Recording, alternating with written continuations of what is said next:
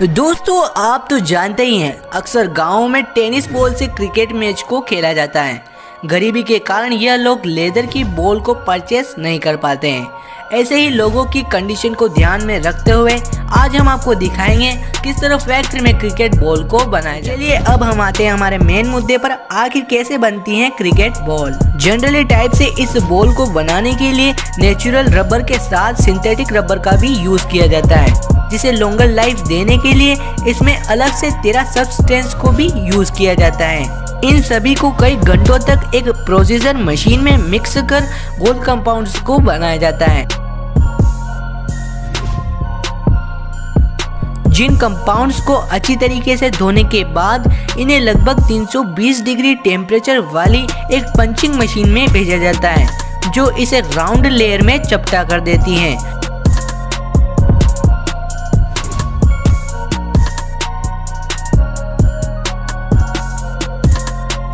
और इसी के साथ एक अनदर मशीन इस लेयर से एक्स्ट्रा पार्ट को हटाकर इन्हें कटोरी जैसा शेप दे देती है, जिन्हें शेल्स कहा जाता है। अब इन शेल्स को अगली प्रोसेसिंग के लिए भेजा जाता है, जिन पर पावरफुल ग्लू को लगाकर इन्हें एक इंजेक्टर मशीन द्वारा अच्छी तरीके से चिपका दिया जाता है।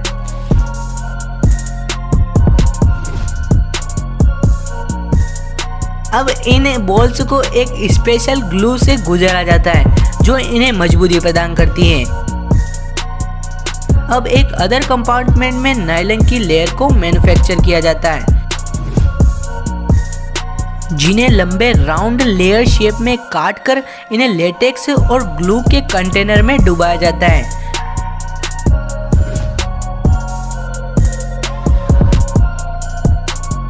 जिनकी दो लेयर को आपस में जोड़कर इससे पहले तैयार हुई बॉल के साथ अच्छी तरीके से असेंबल कर दिया जाता है। रुको कहाँ जा रहे हो, अभी खास प्रोसेसिंग तो बाकी है।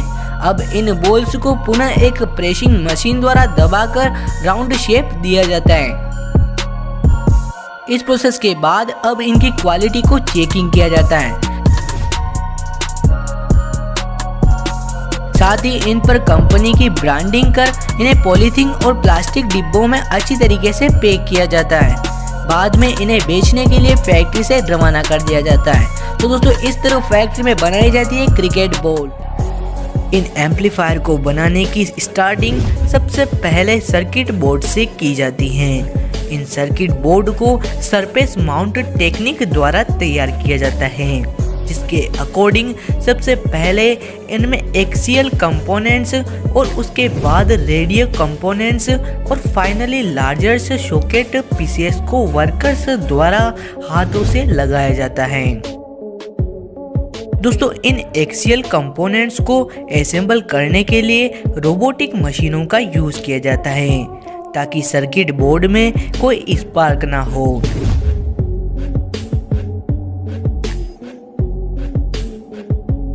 अब कुछ लार्जर कंपोनेंट जैसे input jack, output jacks, potentiometer, tubes, socket, switches सभी को हाथों द्वारा असेंबल कर दिया जाता है।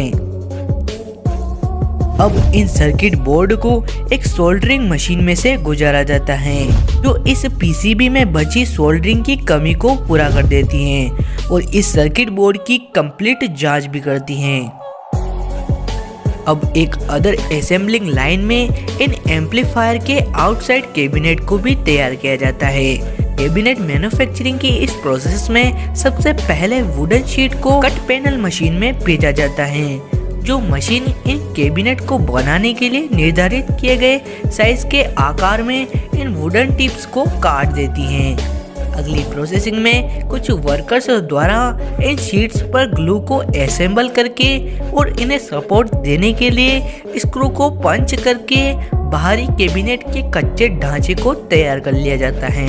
अब इन कैबिनेट को कलरिंग की जाती है और इसी के साथ इनके ऊपर एक विनाइल रबर की परत भी चढ़ाई जाती है, जो इन कैबिनेट्स को मजबूती प्रदान करती हैं। अब इस एम्पलीफायर के स्टील कैबिनेट यानी सामने वाले पार्ट्स को तैयार किया जाता है, जिसके लिए एल्यूमिनियम शीट का यूज किया जाता है।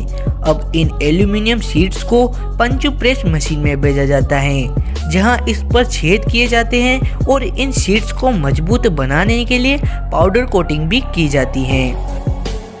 अब एक अल्ट्रा लाइट प्रिंटर द्वारा इन शीट्स पर ब्लैक कलर की असेंबलिंग कर दी जाती है और अब सामने वाला पार्ट भी बनकर तैयार है।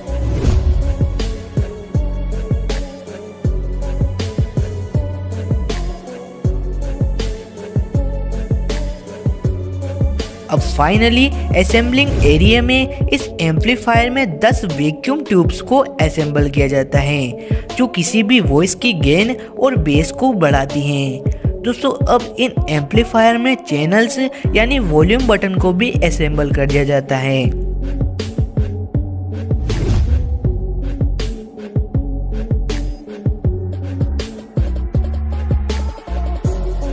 फाइनली यह एम्पलीफायर अब बनकर तैयार है।